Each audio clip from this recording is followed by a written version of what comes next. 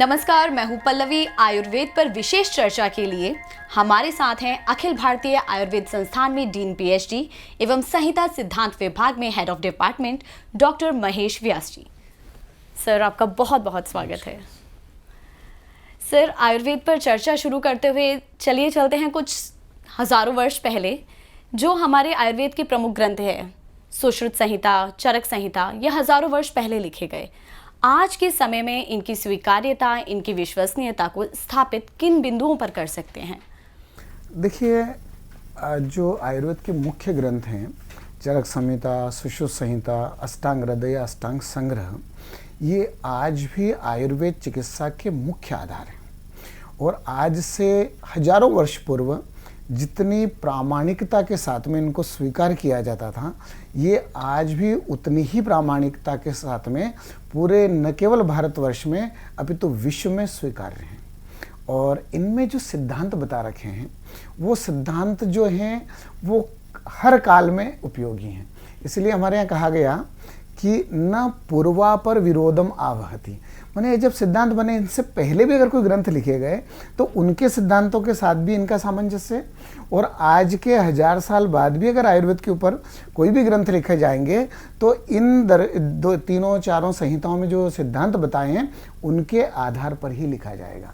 चरक संहिता में एक सिद्धांत सूत्र बता रखा कि हेतुलिंग औषध ज्ञानम, बोले हेतु, लिंग और औषध, ये 3 सूत्र हैं।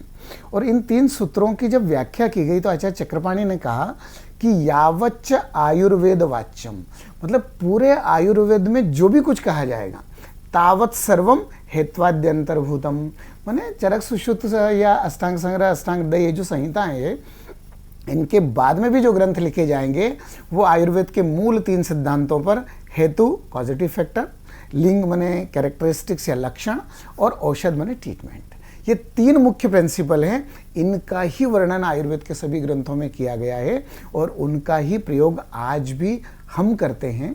और इसकी सबसे बड़ी विश्वसनीयता का जो मुख्य प्रमाण है, भारत सरकार ने फार्मोकोपिया और फार्मोलरी ऑफ इंडिया ये प्रकाशित की है। और उसमें कहा गया कि जिन योगों का वर्णन, जिन व्याधियों का वर्णन, जिन औषधियों का वर्णन चरक, सुश्रुत, वाग्भट आदि संहिता ग्रंथों में है, उनका हम डायरेक्ट प्रयोग कर सकते हैं। पर अगर कोई औषधि योग है कि जिसको कोई कहे कि मेरा अनुभव योग है, हम 500 साल से इसका प्रयोग कर रहे हैं, लेकिन उसके ऊपर भी अगर रिसर्च करना है तो आपको उसकी एक्सपेरिमेंटल स्टडी करना पड़ेगी, टॉक्सिसिटी स्टडी करना पड़ेगी, या अलग अलग रिसर्च करके आपको पहले प्रूव करना पड़ेगा कि ये किसी प्रकार का साइड इफेक्ट नहीं करती है, तब आप प्रयोग कर सकते हैं। लेकिन इन ग्रंथों में जो भी बात कही गई है वो भारत सरकार के द्वारा भी स्वीकार्य है, यानी इनमें जो भी कुछ कहा गया है वो पूर्णतया प्रमाणिक। एक समय के बाद ना कुछ एलोपैथिक मेडिसिन ऐसी होती हैं जिन्हें बैन कर दिया जाता है। आयुर्वेदिक चीज़ों को हम हज़ारों वर्षों से यूज़ कर रहे हैं और भारतीय समाज उससे हज़ारों वर्ष तक स्वस्थ भी रहा। लेकिन आज के समय में जो एलोपैथी है, क्या वो आयुर्वेद से उत्तम हो गई है? देखिए, प्रश्न ये न कभी रहा है न कभी रहेगा कि कौन सी पैथी उत्तम है। हमारा मुख्य उद्देश्य ये है कि अगर कोई व्यक्ति किसी भी व्याधि के साथ आया तो उसकी डिजीज़ ठीक कैसे हो सकती है। हम all India institute of Ayurveda में भी जहाँ जिस पैथी की ज़रूरत पड़ती है हम 100% आयुर्वेदिक चिकित्सा करते हैं, लेकिन हमारे यहाँ पर मॉडर्न फिजिशियन, मॉडर्न सर्जन भी है। अगर किसी व्याधि में हमको ज़रूरत लगती है तो हम उनके पास रेफ़र कर देते हैं, इसको आप देखिए। तो मेरा सब लोगों से ये कहना है कि बजाय इस उलझन में जाने के कि आयुर्वेद श्रेष्ठ है, एलोपैथी श्रेष्ठ है, उसके बजाय हम ये देखें कि ये बीमारी कौन सी मेडिसिन या कौन सी पैथी से ज़्यादा अच्छे से ठीक हो सकती है। तो हम अगर एक क्लासिफिकेशन कर लें कि इस एरिया में आयुर्वेद बहुत अच्छा काम करता है, या इन डिजीज़ पे एलोपैथिक की मेडिसिन का बहुत अच्छा उपयोग है, जैसे उदाहरण के रूप में एक्सीडेंटल केस है, इमरजेंसी है, उन सब में हम भी एलोपैथी के पास भेजते हैं। पर बहुत सारी ऐसी कंडीशन है जिसमें आयुर्वेद बहुत अच्छा काम करता है। तो हमको केवल परिणाम देना ये हमारा मुख्य उद्देश्य है। जो भी पेशेंट आए वो पेशेंट ठीक होना चाहिए। और हमारी संस्कृति में कहा गया है, न त्वं कामये राज्यम न स्वर्गम न पुनर्भवम कामये दुख तप्तानाम प्राणीनाम आरती नाशनम। किसी भी व्यक्ति को कोई व्याधि है, बस उसको दूर करना हमारा मुख्य उद्देश्य है। और आयुर्वेद यहाँ तक कहता है, अनाथान रोगिणो यश्च पुत्रवत समुपाचरेत। आप अपने परिवार के सदस्य के रूप में आप पेशेंट को समझिए, तो आप बहुत अच्छे से उसका ट्रीटमेंट करेंगे और जल्दी से वो ठीक होगा। तो हमारा उद्देश्य ये होना चाहिए कि व्यक्ति ठीक कैसे हो। सर, आपने कहा कि हर बीमारी के लिए हम या एक्सीडेंट्स के लिए हम देखते हैं कि किसके पास किसको भेजना है। अभी मेरा प्रश्न ये है कि जैसे कुछ बीमारियां ऐसी हैं, जैसे डायबिटीज़ है, उसके लिए लाइफ लॉन्ग मेडिसिन चलते रहते हैं, या बीपी में भी कई बार एलोपैथिक मेडिसिन लाइफ लॉन्ग चलते रहते हैं, और कैंसर हो अगर किसी पेशेंट को तो वो तो होपलेस ही हो जाते हैं। क्या आयुर्वेद में इसके लिए होप है? देखिए, ऐसा है, मैं तो ये कहना चाहूँगा कि शायद ही ऐसी कोई व्याधि होगी जिसकी चिकित्सा नहीं की जा सकती हो। और हर पैथी में, जैसे आयुर्वेद में अगर आप देखें तो अखिल भारतीय आयुर्वेद संस्थान में ऑन्कोलॉजी का अलग से सेंटर है, और यहाँ पर एवरी फ्राइडे कैंसर की स्पेशल ओपीडी रहती है, और कितने ही पेशेंट कैंसर के इलाज के लिए आते हैं, न केवल दिल्ली से, पूरे भारतवर्ष से। तो इसलिए हम ये कह सकते हैं कि आयुर्वेद में भी सभी व्याधियों का ट्रीटमेंट बताया गया है और उनका हम प्रयोग कर सकते हैं। पर आवश्यकता ये है कि हम अवेयर कितने हैं। अगर कैंसर की कंडीशन है, बिल्कुल लास्ट स्टेज पे पेशेंट पहुंच गया, और उसके बाद में अगर वो आता है कि साहब मेरा ट्रीटमेंट कर दो, तो उस कंडीशन में हम ये नहीं कह सकते कि आयुर्वेदिक ट्रीटमेंट ले या ये मेडिसिन ले। पर अगर प्रारंभ में उसको जैसे ही डायग्नोसिस होता है या उसको कुछ भी लक्षण मिलते हैं, तुरंत अगर चिकित्सक का परामर्श ले और अर्ली अगर डायग्नोसिस हो गया, तो ऐसी कोई व्याधि नहीं है कि जिसको औषधि के द्वारा अच्छे परिणाम नहीं मिलते हों। और डायबिटीज़ के बारे में तो मैं ये कहना चाहूँगा कि डायबिटीज़ जो है नॉन कम्युनिकेबल डिजीज़ है, जिसको अपन बोलते हैं कि डाइट लाइफ स्टाइल, माने मेडिसिन तो बहुत बात की बात है, हम डाइट लाइफ स्टाइल से ही डायबिटीज़ को कंट्रोल कर सकते हैं। घर के मेंबर्स को अगर डायबिटीज़ है तो उन लोगों को अपन प्रयोग करने के लिए बोलेंगे कि आप आयुर्वेद की डाइट लाइफस्टाइल का प्रयोग करिए। आयुर्वेद में अलग अलग खान पान बता रखे हैं, डायबिटीज़ से बचने के कई उपाय बता रखे हैं। सुबह उठना, सुबह एक्सरसाइज करना, समय पर भोजन करना, और कुछ धान्य बता रखे हैं कि उनको प्रयोग करना, जौ आदि का प्रयोग करना, चना है, इनकी रोटी आदि का प्रयोग करना, कुछ फ्रूट्स लेना, कुछ फ्रूट्स को अवॉइड करना। तो ये चीज़ों का अगर हम ध्यान रखेंगे तो प्री डायबिटिक कंडीशन में हम उसको कंट्रोल कर सकते हैं। और जो ऑलरेडी डायबिटिक हैं उन लोगों के लिए आयुर्वेदिक औषधि और आयुर्वेदिक डाइट और लाइफस्टाइल इनका प्रयोग कर सकते हैं।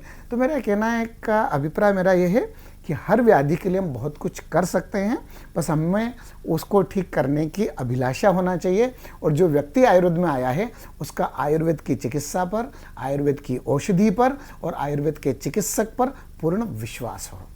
सर, जैसे दिनचर्या है, रात्रिचर्या है, आहार विहार का जो सामंजस्य है, वो दैनिक जीवन में बिठाकर रखना कितना लाभकारी है, कितना ज़रूरी है? देखिए, आयुर्वेद तो कहता है कि अगर आप दिनचर्या का सही पालन करें तो आपको किसी औषधि की आवश्यकता ही नहीं होगी, आप बीमार ही नहीं होंगे। और ये जो आहार विहार के नियम हैं, इसके लिए तो हमारे यहाँ कहा गया शक्यते अपि अन्नमात्रेण नरक कर्तुम निरामया। मीन्स केवल आहार विहार के नियमों का पालन हम कर लें तो व्यक्ति बीमार ही नहीं होगा। और हमारे यहाँ हर ऋतु के मान से आहार अलग बता रखा, प्रकृति के मान से आहार अलग बता रखा, एज ग्रुप के मान से अलग बता रखा। तो हम उन आहार विहारों का अगर सेवन करें तो निश्चित रूप से बिना व्याधि के स्वस्थ रहेंगे। माने ये तो व्याधि को उत्पन्न ही नहीं होने देते हैं। और अगर व्याधि की उत्पत्ति हो गई है तो उस अवस्था में व्याधि के अनुसार आहार विहार बता रखा। आचार्य चरक ने सूत्र स्थान चैप्टर नंबर 2, जिसका नाम है अपामार्ग तंडुलीय, उसमें यवागु बता रखी है। और उन यवागुओं को अलग अलग व्याधि के मान से बता रखा कि भाई हृदय रोगी है तो उसको किस प्रकार का आहार देना। तो वहाँ पर उन्होंने बोल दिया यवागु जो बता रखा है तक्र दाड़िम साधिता, मैंने तक्र के द्वारा साधित, दाड़िम के रस के द्वारा साधित। यवागु मतलब मूंग और चावल जो बनाते हैं इनको पकाना है। या फिर अगर ज़्यादा किसी को हम देखते हैं कई बार बहुत ज़्यादा पेन होता है और उसके लिए कई पेन किलर लेता है। आयुर्वेद बोलता है कि आहार में अगर हम पिपली मूल चव्य चित्रक नागरे यवागु दीपनीया स्यात् शूलग्नि चोपसाती था। माने ये दीपनीय है, भूख अच्छी लगेगी और शूल का प्रशमन करती है। तो आयुर्वेद तो सबसे पहले इन सब चीज़ों को ठीक करने के लिए आहार का प्रयोग करता है। तो सही आहार से हम निश्चित रूप से स्वस्थ रह सकते हैं। सर, क्या जितना आहार ज़रूरी है उतना ही व्रत या उपवास ज़रूरी है? नहीं खाना भी क्या ज़रूरी है? देखिए, अभी कुछ लोगों ने कहा था कि अगर कैंसर को ठीक करना है थोड़ा सा कभी कभी उपवास कर लीजिए। हृदय रोगियों को कहते हैं कि थोड़ा सा खाने में डाइट के ऊपर ध्यान रखिए। ये लोगों की मत है, लेकिन मेरा तो ये कहना है कि अगर आहार के कॉन्सेप्ट को, उपवास को अगर हम सही रूप से ध्यान रखें तो व्यक्ति को स्वस्थ रख सकते हैं। और आयुर्वेद में कहा गया वेद्या नाम शारदी माता पिता च कुसुमाकर। ये 2 ऋतुएं जो रहती है ना, एक तो वसंत ऋतु और एक शरद ऋतु, इनमें सबसे ज़्यादा लोग बीमार होते हैं। और उस समय हम कहते हैं कि थोड़ा सा अगर आप उपवास करो तो आप स्वस्थ रहोगे। और इसलिए हमारी संस्कृति में नवरात्रि जो आती है, एक शरद ऋतु में आती है जिसको हम शारदीय नवरात्रि बोलते हैं, एक वसंत ऋतु में आती है जिसको हम वासंतिक नवरात्रि बोलते हैं। और उसमें प्रायः हम उपवास करते हैं, माने वो 6, 7, 8 दिन का उपवास आपको 6 महीने तक स्वस्थ रखेगा। तो साल भर में अगर 2 बार आपने ये उपवास कर लिया तो भी स्वस्थ रहेंगे। महीने में 1 बार या 2 बार हम उपवास करते हैं तो भी बहुत अच्छी बात है।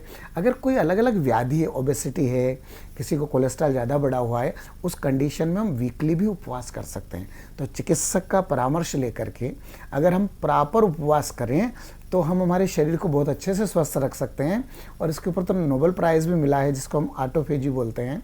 और उसमें यही बता रखा है कि हमारे जो शरीर में जो डिपॉजिट हैं उन टॉक्सिक को अपने को कम करने के लिए बीच बीच में उपवास करते रहना चाहिए। तो उपवास हम हर प्रकार की बीमारियों से बचाने के लिए और व्यक्ति को स्वस्थ रखने के लिए एक बहुत ही अच्छा उपाय है। सर, जैसे कि अब गर्मियों का मौसम आ रहा है, ग्रीष्म ऋतु है, तो इस समय पर स्वस्थ रहने के लिए, स्वस्थ जीवन के लिए क्या कर सकते हैं? कुछ टिप्स, कुछ। देखिए, आयुर्वेद जो है हर ऋतु के लिए बताता है कि हमारी जो 6 ऋतुएं हैं उन सब ऋतुओं में हमारा खान पान कैसा हो, हमारी लाइफस्टाइल कैसी हो। अगर उसका सही ध्यान रखें तो हम स्वस्थ रह सकते हैं। और ये जो ग्रीष्म ऋतु है इसमें सबसे ज़्यादा दिक्कत होती है हीट स्ट्रोक के कारण। बहुत ज़्यादा अगर टेम्परेचर बढ़ा हुआ है, किसी कारणवश बाहर निकलना पड़ा, गर्म हवा लगी, फीवर आने लग जाता है, तो एक तो बाहर निकलने से बचें। दूसरा, इसमें प्रॉपर वे में अपन टाइम टू टाइम लिक्विड रहते रहें। क्योंकि देखिए, डिहाइड्रेशन अगर हो जाता है तो कई तकलीफ होती है। तो हमारे शरीर को हाइड्रेट माने जल है, जूस है, नारियल पानी है, नींबू पानी है, ऐसी चीज़ों का प्रयोग करते रहें। और ग्रीष्म ऋतु में ख़ास तौर से हमारा जो खान पान है वो पूरा बदल जाता है। शरद ऋतु में हम ऐसी चीज़ें लेते हैं जिनका स्वभाव गर्म होता है, लेकिन ग्रीष्म ऋतु में हमारे खान पान में ऐसी वस्तुएं आ जाती हैं जिनका स्वभाव शीतल होता है। तो ऐसे शीतल पदार्थों का सेवन करना, गन्ने का रस, डायबिटीज़ वाले व्यक्तियों को नहीं लेना है, बाकी स्वस्थ व्यक्ति ले सकते हैं। और भी जो फल आते हैं, रसीले फल, आम्र भी आता है, उसका प्रयोग कर सकते हैं, दाड़िम का प्रयोग कर सकते हैं, जामुन आते हैं, इन फलों का प्रयोग कर सकते हैं। और साथ ही डाइट भी थोड़ी लिक्विड डाइट रहे, उनका प्रयोग कर सकते हैं। प्रायः शाम के समय पर अगर मूंग की दाल, चावल, इनकी खिचड़ी मैंने सुपाच्य और लघु भोजन करें, क्योंकि ग्रीष्म ऋतु में अग्नि थोड़ी मंद रहती है। इसलिए अग्नि को ध्यान में रखते हुए हमारे संहिता ग्रंथों में जो ऋतु के अनुसार आहार विहार बता रखा है उसका प्रयोग करें तो निश्चित रूप से हम स्वस्थ रह सकते हैं। सर, हार्ट अटैक्स के केसेस तो आ ही रहे हैं, न्यूज़ में भी आ रहा है। और हाल ही में एक बहुत छोटी सी बच्ची थी जिसे हार्ट अटैक आ गया, फैमिली फंक्शन में गई थी और उसे हार्ट अटैक हो गया। सर, इससे बचने के लिए क्या कर सकते हैं, क्योंकि अब बच्चों को भी होने लगा है? जी बिल्कुल, ये देखा जा रहा है। पहले ज़्यादा एज ग्रुप के जो थे, मतलब अपन देखते थे 60 साल के बाद में किसी को हार्ट अटैक हो गया, लेकिन आजकल युवा लोगों को और कई बार तो बच्चों में भी ये देखा जाता है। तो इसके लिए भी हमको थोड़ा सा सावधान रहना चाहिए। हमारी डाइट प्रॉपर हो, हमारी लाइफस्टाइल अच्छी हो, जैसे कि जो लोग स्मोकिंग करते हैं, टोबैको तंबाकू खाते हैं, उससे बचना चाहिए। मद्यपान, अल्कोहल जो लेते हैं उससे व्यक्ति को बचना चाहिए। और हमारे यहाँ कई प्रकार की डाइट और लाइफस्टाइल बता रखी है, उसका प्रयोग करें। और हार्ट के पेशेंट को, खास तौर से जिनको ब्लड प्रेशर रहता है या जिनको ब्लॉकेज है, तो टाइम टू टाइम वो अपनी जाँच करवाते रहें। और इसमें तक तो ब्लड प्रेशर देखना है या सीटी करवाना है, एंजियोग्राफी करवाना है, तो ये सब चीज़ें चिकित्सक के परामर्श पर अगर कुछ भी लक्षण मिलते हैं, इसमें मुख्यतः लक्षण जो मिलते हैं उसमें एक तो सांस का फूलना, सीने में दर्द होना, और कभी कभी थोड़ा सा क्या कहना चाहिए कि अगर आप सीढ़ी चढ़ रहे हैं या चलने में सांस फूलने लग गई, थोड़ी सी नींद डिस्टर्ब होने लग जाती है। तो इसलिए इन चीज़ों का अपन थोड़ा सा ध्यान रखें। कभी कभी पसीना आने लग जाता है व्यक्ति को बिना कुछ, मैंने कई अपन हार्ड वर्क करें तब पसीना आए, बात अलग है। बिल्कुल एकदम नॉर्मल बैठे हैं, एसी में बैठे हैं और पसीना आने लग गया, तो ये लक्षण जब मिलते हैं तब हमको चिकित्सक का परामर्श लेना चाहिए।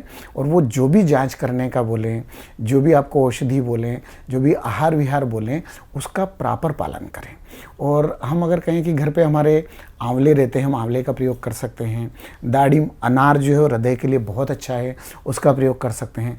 लहसुन को भी हृदय के लिए अच्छा माना जाता है, पर 1 या 2 कली लहसुन की आप खा सकते हैं, वो औषधि का भी काम करती है। तो इस प्रकार से ध्यान रखें। और ख़ास तौर से ये हृदय रोग होता क्या है कि जब हमारे हृदय में ऑक्सीजन की सप्लाई कम हो जाती है, माने रक्त और ऑक्सीजन, ये दोनों, ब्लड और ऑक्सीजन, ये 2 चीज़ें जब सप्लाई कम होती है तो उसका कारण होता है ब्लॉकेज। कहीं भी अगर ब्लॉकेज हुआ तो उसके कारण ही हार्ट अटैक होना, तो हृदय की और कई प्रकार की बीमारियां होती है, पेन होना, ये सब होता है। तो इसलिए हमारा खान पान अच्छा रखें, तली हुई चीज़ें कम खाएं, ज़्यादा स्नेह माने जो ऑयली चीज़ें रहती है ना उनका प्रयोग कम करें। तो इन चीज़ों का अगर हम ध्यान रखेंगे तो हृदय रोग से बच सकते हैं। और इसके लिए ख़ास तौर से हम अगर प्रयोग करें तो अनार है, ब्रोकोली है, कुछ नट्स वगैरह जो हैं उनका प्रयोग कर सकते हैं। बादाम को गला करके, अखरोट को गला करके उसको ले सकते हैं। किशमिश शरीर के लिए बहुत अच्छी है, उसका प्रयोग कर सकते हैं। तो और वज़न नहीं बढ़ने दें, अपना वज़न सही रखें, प्राणायाम आदि करें, योग करें, व्यायाम करें, तो हम हमारे हृदय को बहुत अच्छे से स्वस्थ रख सकते हैं। सर, इन दिनों स्किन एलर्जीज भी बहुत बढ़ गई हैं। एनवायरनमेंट की बात है, क्लाइमेट चेंज है या पोल्यूशन है, तो रीजंस बहुत सारे हो सकते हैं, पर उससे बच कैसे सकते हैं? क्योंकि पोल्यूशन में तो निकलना ही पड़ता है, कुछ चीज़ें करनी ही होती हैं, पर स्किन एलर्जीज बहुत ज़्यादा है, स्किन डिजीजेस बहुत ज़्यादा हैं। कई बार हम नहीं चाहते हुए भी हमें कुछ करना पड़ता है कि भी ज़्यादा धूप में, तेज़ धूप में निकलेंगे तो स्किन के ऊपर उसका जो है वो विपरीत प्रभाव होता है। लेकिन हमारा जॉब है या कुछ ऐसे काम जो बाहर के हमको करना पड़ते हैं तो हम करते ही हैं, लेकिन उसके बावजूद भी हम बहुत कुछ सावधानी रख सकते हैं।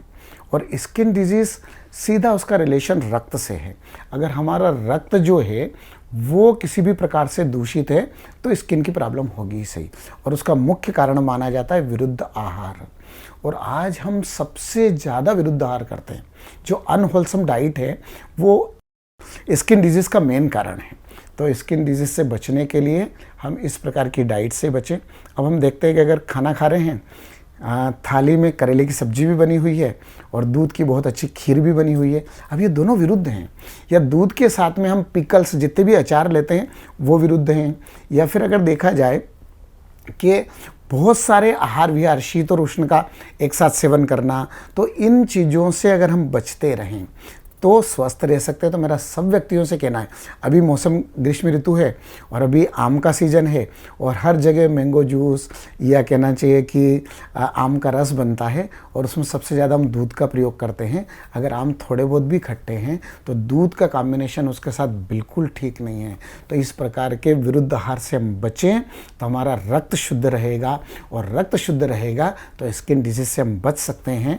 और आयुर्वेद कहता है कि थोड़ा थोड़ा विरेचन करवाते रहना चाहिए।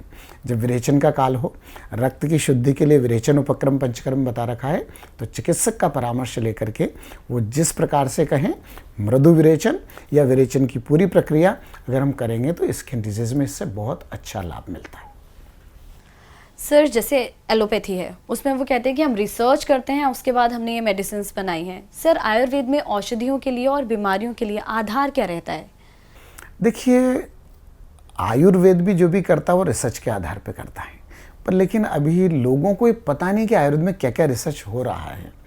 उसके लिए आयुर्वेद के कई साइंटिफिक जर्नल हैं, पीयर रिव्यू जर्नल हैं, पबमेड जर्नल हैं। उन जर्नल को अगर हम रेफ़र करें तो हमें पता लगेगा कि आयुर्वेद में भी बहुत अच्छा रिसर्च होता है और रिसर्च के बाद ही हम उनका प्रयोग करते हैं। अगर कोरोना काल में देखा जाए तो मिनिस्ट्री ऑफ आयुष की तरफ से कई रिसर्च किए गए थे, कई क्लिनिकल ट्रायल लिए गए, उसके बाद में औषधि को उन्होंने कहा कि ये कोरोना के लिए उपयोगी है, चाहे वो I-64 हो या और भी कोई औषधियाँ हों। तो आयुर्वेद में भी चाहे कोई भी औषधि अगर हमको प्रयोग करना है तो उसके ऊपर अनुसंधान किया जाता है। और जितने भी पीजी सेंटर हैं जहाँ पर भी एमडी और पीएचडी होता है, वहाँ पर हर एक स्टूडेंट कोई ना कोई अपनी एक प्रॉब्लम सेलेक्ट करता है, उसके ऊपर पूरा रिसर्च करता है और रिसर्च में पूरा प्रोटोकॉल फॉलो करता है। जो WHO का प्रोटोकॉल है, ICMR का प्रोटोकॉल है, CCRS का प्रोटोकॉल है, मिनिस्ट्री ऑफ आयुष का प्रोटोकॉल है, तो उन सब प्रोटोकॉल को जो उसके लिए सुटेबल होता है उसका प्रयोग करके फिर औषधि को जन सामान्य के लिए प्रयोग में लाता है। तो मैं आप सबको यही कहना चाहूँगा कि आज आयुर्वेद भी रिसर्च के अनुसार ही अपनी सभी औषधियों का प्रयोग करता है। और आयुर्वेद में कहा गया पुराण मित्ते वन साधु सर्वम, केवल पुराना है या चरक सुश्रुत में बोल दिया है इसलिए बेस्ट हो गया, ऐसा नहीं है। संतः परीक्षा न्यतरत भजन्ते, हम पहले उसको एग्जामिन करते हैं, उसके परिणाम देखते हैं, फिर प्रयोग करते हैं। और आयुर्वेद में मुख्य प्रमाण बता रखा अनुमान प्रमाण, और वहाँ पर बताया गया है कि प्रमाणेर अर्थ परीक्षणम न्याय, हर चीज़ की परीक्षा करके फिर उसको इस्टेब्लिश करते हैं। सर, आयुर्वेद अब भारत में लोग समझने लग गए हैं, अपनाने भी लग गए हैं, लेकिन कुछ आयुर्वेद विरोधी भी हैं जो एजेंडाज चलाते हैं, नैरेटिव्स चलाते हैं, और जैसे जैसे आयुर्वेद बढ़ता है उसे पीछे की ओर खींचने के लिए कुछ नया प्रयास करने लगते हैं। आयुर्वेद को ग्लोबली बढ़ाने के लिए हम भारतीय खुद क्या प्रयास कर सकते हैं? देखिए, ये हो सकता है कई बार कि कोई सी पैथी का जो व्यक्ति होता है उसका उससे थोड़ा सा लगाव ज़्यादा रहता है, तो वो ये कह सकता है कि ये पैथी सबसे अच्छी है। पर मैं ये कहना चाहूँगा कि हमारा किसी पैथी से कोई विरोध नहीं है। आयुर्वेद अपनी जगह कार्य कर रहा है, और हमारा तो यही कहना है कि आप आयुर्वेद की चिकित्सा लें, उसके परिणाम देखें, और आपको अगर परिणाम मिल रहा है तो फिर उसके ऊपर विश्वास करें।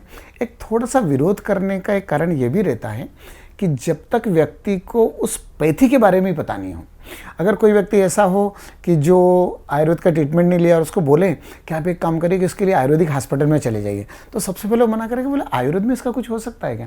क्योंकि कई लोग आयुर्वेदिक संस्थान में आते हैं और फिर बोलते हैं कि अच्छा आप डायबिटीज़ का भी ट्रीटमेंट करते हैं क्या, आपके यहाँ कैंसर का भी ट्रीटमेंट हो जाता है। तो उनका प्रश्न कोई गलत नहीं है, उन्हें अभी तक ये पता नहीं है कि आयुर्वेद में कैंसर का भी इलाज होता है। लेकिन जिस दिन उनको पता लग जाता है तो वो खुद 5 लोगों को रिकमेंड करते हैं कि आप इस ट्रीटमेंट के लिए वहाँ पर चाहिए।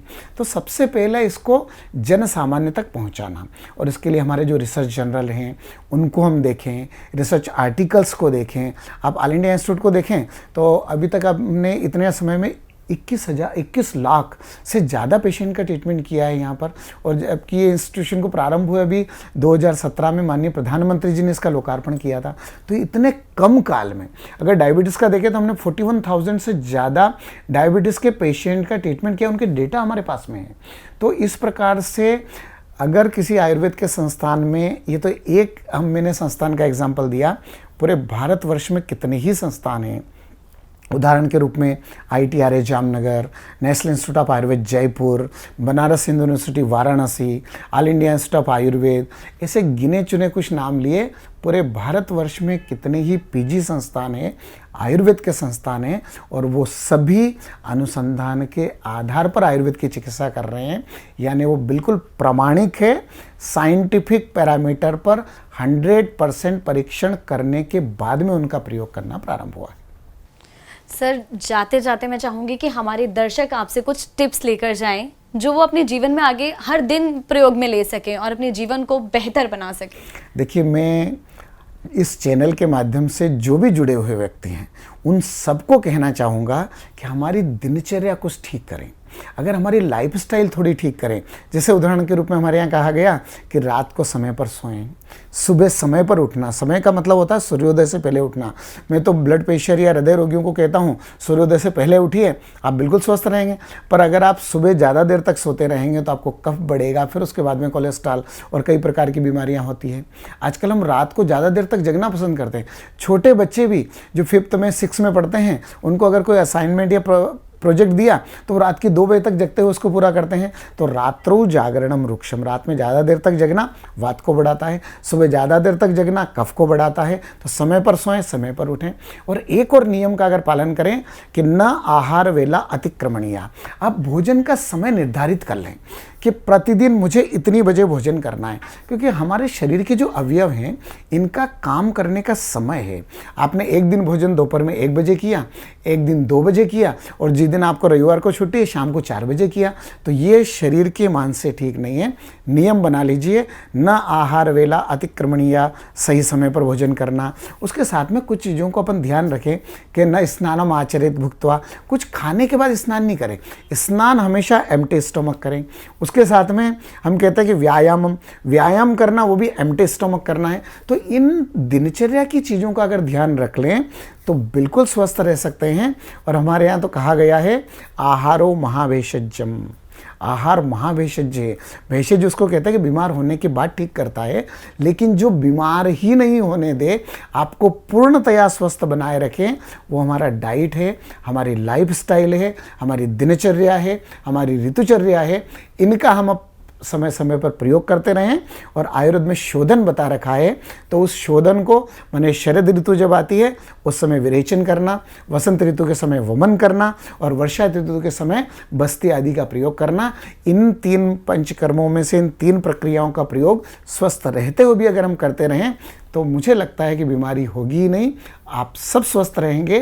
तो समय समय पर चिकित्सक का परामर्श लीजिए और उनके द्वारा बताए गए डाइट के, लाइफस्टाइल के नियमों का पालन करिए, तो आप एक स्वस्थ परिवार का, स्वस्थ समाज का और स्वस्थ राष्ट्र का निर्माण कर सकेंगे। नमस्कार।